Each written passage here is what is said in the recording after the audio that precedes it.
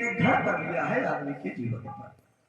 और जब तक ये दुर्बुद्धि दूर नहीं होगी आदमी सुखी नहीं रह सकता।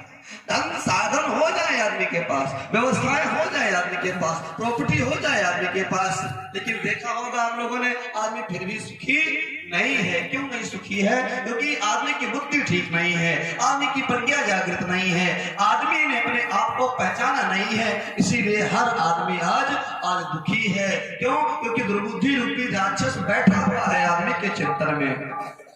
पहले का राक्षस जो होता था वो बंधु दिखाई पड़ता था, जैसे कंस आया, जैसे रावण आया, जैसे हिरण्याक्ष आया, जैसे हिरण्यकश्यप आया।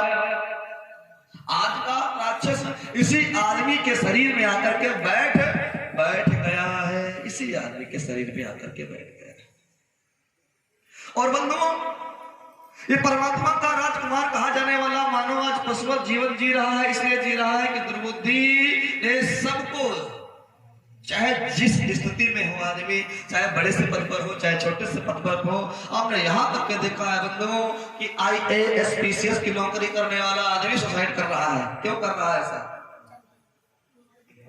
क्यों कर रहा है? इसलिए कर रहा है कि दुर्बुद्धि ग्रसित है इसका जीवन, सद्बुद्धि जीवन में नहीं आई। थोड़ी सी कला बची घर में, सुसाइड कर लिया, फांसी से झूल गए। थोड़ी सी कला हुई घर में और पिस्टल उठाया और अपने आप को शूट कर लिया। कहने का तात्पर्य दुर्बुद्धि जब आती है ना बंधुओं तो कला हो जाती है। गोस्वामी तुलसीदास जी ने लिखा, बड़ा प्यारा सवाल देते हुए श्री रामचरित मानस में सुंदर सा वर्णन किया। दुर्बुद्धि जब आती है तो नाश करती है, सद्बुद्धि आती है तो सुख का संवर्धन होता है, साथ में सुख और संपत्ति की वृद्धि होती है। जहां को जहां सुमति तहां संपत्ति बंद वेद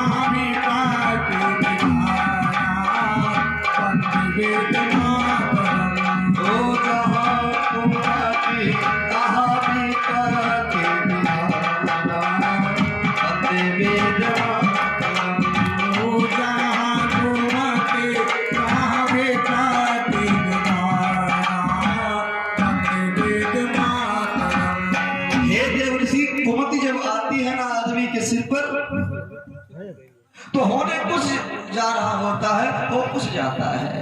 आदमी करने कुछ जा रहा है और कर क्या बैठता है, क्योंकि कुमति हारी हो गई सिर पर। और बंधुओं ध्यान रखना, ऐसा नहीं है कि साहब बड़े लोगों को कुमति नहीं होती है, ऊंचे पद पर बैठे लोगों को कुमति नहीं होती है। हर आदमी के मस्तिष्क में आदमी जरा सा भी चूका उसको बुद्धि तुरंत आगे हो जाती है और